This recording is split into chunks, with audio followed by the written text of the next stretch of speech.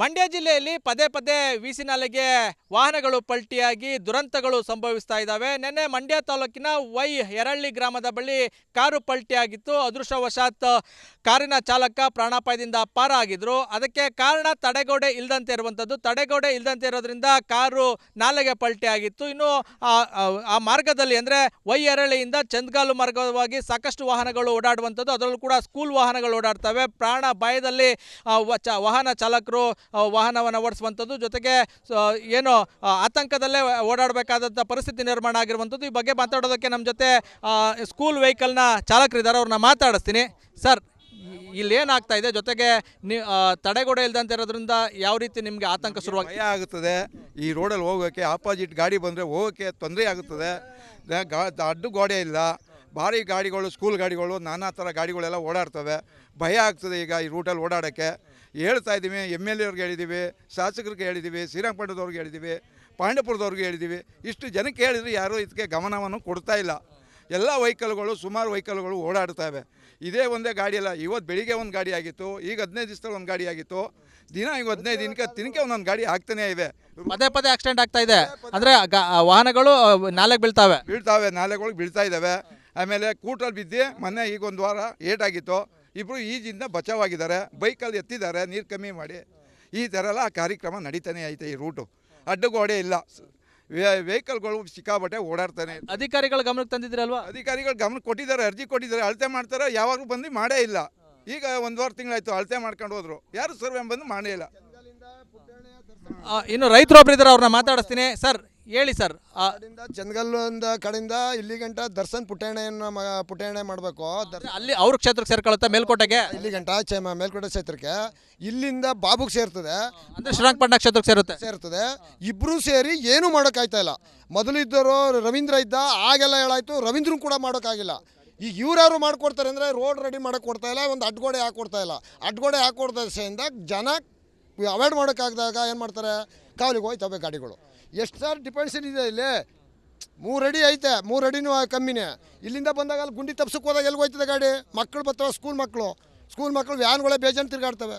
ಏನೋ ನಮ್ಮಂಥವ್ರು ಹೋಯ್ತೀವಿ, ಈ ಹೆಣ್ಮಕ್ಳಿಗೆ ಮಕ್ಕಳಂಥವ್ರು ಎಲ್ಲಿಂದ ಅವಾಯ್ಡ್ ಮಾಡೋದು? ಯಾರು ಹೇಳಿದ್ರು?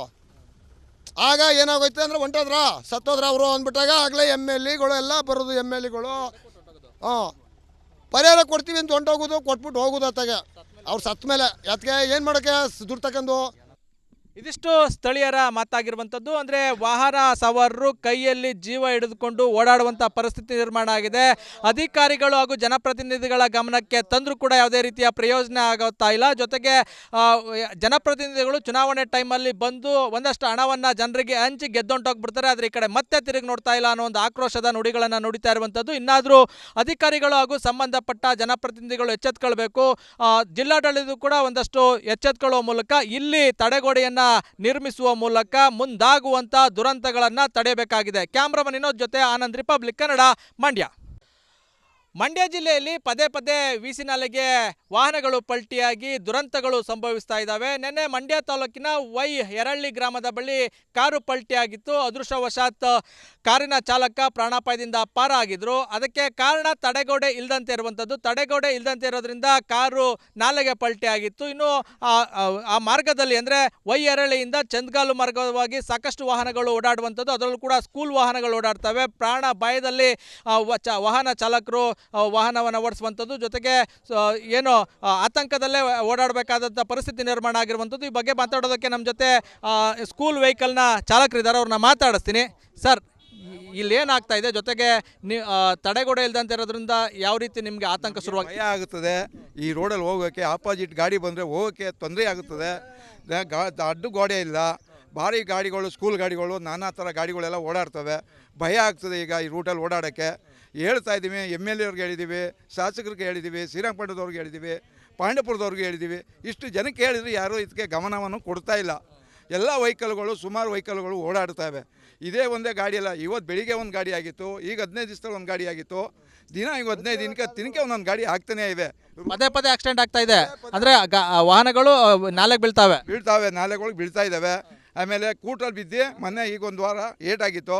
ಇಬ್ಬರು ಈಜಿಂದ ಬಚಾವಾಗಿದ್ದಾರೆ, ಬೈಕಲ್ಲಿ ಎತ್ತಿದ್ದಾರೆ ನೀರು ಕಮ್ಮಿ ಮಾಡಿ. ಈ ಥರ ಎಲ್ಲ ಕಾರ್ಯಕ್ರಮ ನಡೀತಾನೆ ಐತೆ. ಈ ರೂಟು ಅಡ್ಡಗೋಡೆ ಇಲ್ಲ, ವೆಹಿಕಲ್ಗಳು ಸಿಕ್ಕಾಬಟ್ಟೆ ಓಡಾಡ್ತಾನೆ. ಅಧಿಕಾರಿಗಳ ಗಮನಕ್ಕೆ ತಂದಿದ್ದೀರಲ್ವಾ? ಅಧಿಕಾರಿಗಳು ಗಮನ ಕೊಟ್ಟಿದ್ದಾರೆ, ಅರ್ಜಿ ಕೊಟ್ಟಿದ್ದಾರೆ, ಅಳತೆ ಮಾಡ್ತಾರೆ, ಯಾವಾಗಲೂ ಬಂದು ಮಾಡೇ ಇಲ್ಲ. ಈಗ 1 ತಿಂಗಳಾಯ್ತು ಅಳತೆ ಮಾಡ್ಕೊಂಡು ಹೋದ್ರು, ಯಾರು ಸರ್ವೆ ಬಂದು ಮಾಡೇ ಇಲ್ಲ. ಇನ್ನು ರೈತರು ಒಬ್ರು ಇದ್ದಾರೆ, ಅವ್ರನ್ನ ಮಾತಾಡಿಸ್ತೀನಿ. ಸರ್ ಹೇಳಿ ಸರ್. ಚಂದಗಲ್ಲಿಂದ ಕಡೆಯಿಂದ ಇಲ್ಲಿ ಗಂಟ ದರ್ಶನ್ ಪುಟ್ಟಣ್ಣೆ ಮಾಡಬೇಕು.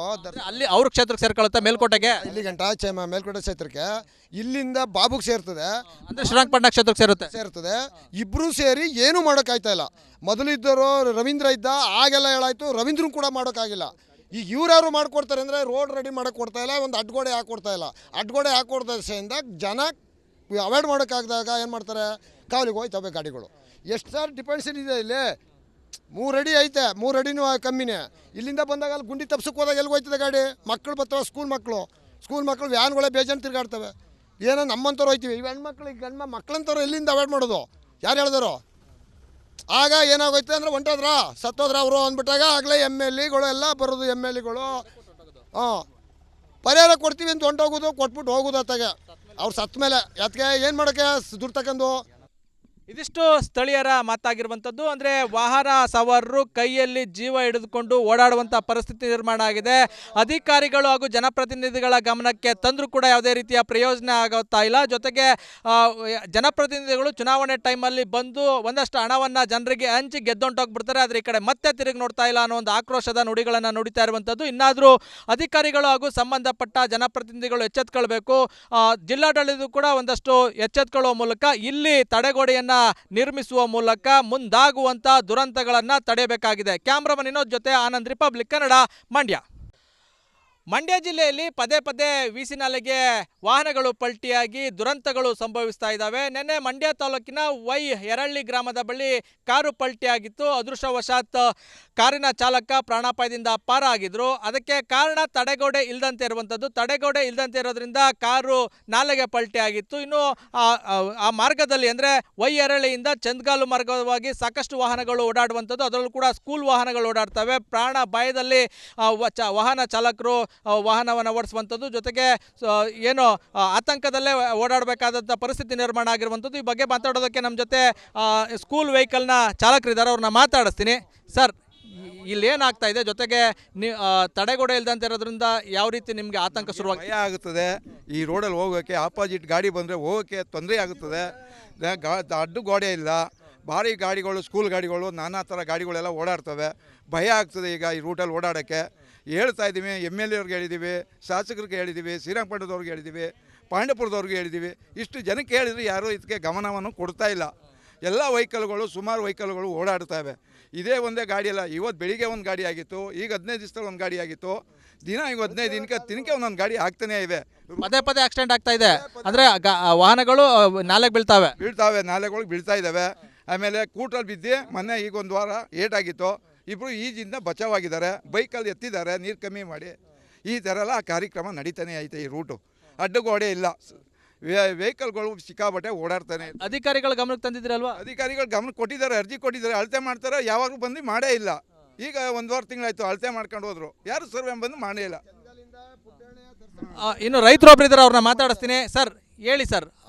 ಚಂದಗಲ್ಲಿಂದ ಕಡೆಯಿಂದ ಇಲ್ಲಿ ಗಂಟ ದರ್ಶನ್ ಪುಟ್ಟಣ್ಣೆ ಮಾಡಬೇಕು. ಅಲ್ಲಿ ಅವ್ರ ಕ್ಷೇತ್ರಕ್ಕೆ ಸೇರ್ಕೊಳ್ಳುತ್ತೆ ಮೇಲ್ಕೋಟೆಗೆ. ಇಲ್ಲಿ ಗಂಟ ಮೇಲ್ಕೋಟೆ ಕ್ಷೇತ್ರಕ್ಕೆ ಇಲ್ಲಿಂದ ಬಾಬುಗೆ ಸೇರ್ತದೆ, ಅಂದ್ರೆ ಶ್ರೀರಂಗಪಟ್ಟಣ ಕ್ಷೇತ್ರಕ್ಕೆ ಸೇರುತ್ತೆ. ಇಬ್ರು ಸೇರಿ ಏನು ಮಾಡೋಕ್ಕಾಯ್ತಾ ಇಲ್ಲ. ಮೊದಲು ಇದ್ದವರು ರವೀಂದ್ರ ಇದ್ದ, ಆಗೆಲ್ಲ ಹೇಳಾಯ್ತು, ರವೀಂದ್ರನ್ ಕೂಡ ಮಾಡೋಕ್ಕಾಗಿಲ್ಲ.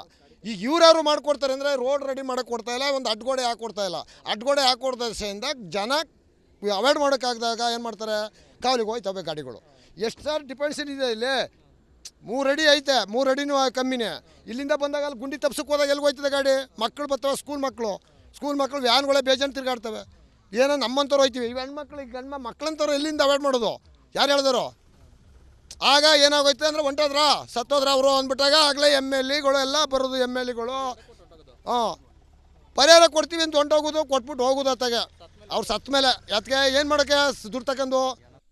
ಇದಿಷ್ಟು ಸ್ಥಳೀಯರ ಮಾತಾಗಿರುವಂಥದ್ದು. ಅಂದರೆ ವಾಹನ ಸವಾರರು ಕೈಯಲ್ಲಿ ಜೀವ ಹಿಡಿದುಕೊಂಡು ಓಡಾಡುವಂಥ ಪರಿಸ್ಥಿತಿ ನಿರ್ಮಾಣ ಆಗಿದೆ. ಅಧಿಕಾರಿಗಳು ಹಾಗೂ ಜನಪ್ರತಿನಿಧಿಗಳ ಗಮನಕ್ಕೆ ತಂದರೂ ಕೂಡ ಯಾವುದೇ ರೀತಿಯ ಪ್ರಯೋಜನ ಆಗುತ್ತಾ ಇಲ್ಲ. ಜೊತೆಗೆ ಜನಪ್ರತಿನಿಧಿಗಳು ಚುನಾವಣೆ ಟೈಮಲ್ಲಿ ಬಂದು ಒಂದಷ್ಟು ಹಣವನ್ನು ಜನರಿಗೆ ಹಂಚಿ ಗೆದ್ದೊಂಟೋಗ್ಬಿಡ್ತಾರೆ. ಆದರೆ ಈ ಕಡೆ ಮತ್ತೆ ತಿರುಗಿ ನೋಡ್ತಾ ಇಲ್ಲ ಅನ್ನೋ ಒಂದು ಆಕ್ರೋಶದ ನುಡಿಗಳನ್ನು ನುಡಿತಾ ಇರುವಂಥದ್ದು. ಇನ್ನಾದರೂ ಅಧಿಕಾರಿಗಳು ಹಾಗೂ ಸಂಬಂಧಪಟ್ಟ ಜನಪ್ರತಿನಿಧಿಗಳು ಎಚ್ಚೆತ್ಕೊಳ್ಬೇಕು. ಜಿಲ್ಲಾಡಳಿತ ಕೂಡ ಒಂದಷ್ಟು ಎಚ್ಚೆತ್ಕೊಳ್ಳುವ ಮೂಲಕ ಇಲ್ಲಿ ತಡೆಗೋಡೆಯನ್ನು ನಿರ್ಮಿಸುವ ಮೂಲಕ ಮುಂದಾಗುವಂಥ ದುರಂತಗಳನ್ನು ತಡೆಯಬೇಕಾಗಿದೆ. ಕ್ಯಾಮ್ರಾಮನ್ ವಿನೋದ್ ಜೊತೆ ಆನಂದ್, ರಿಪಬ್ಲಿಕ್ ಕನ್ನಡ, ಮಂಡ್ಯ.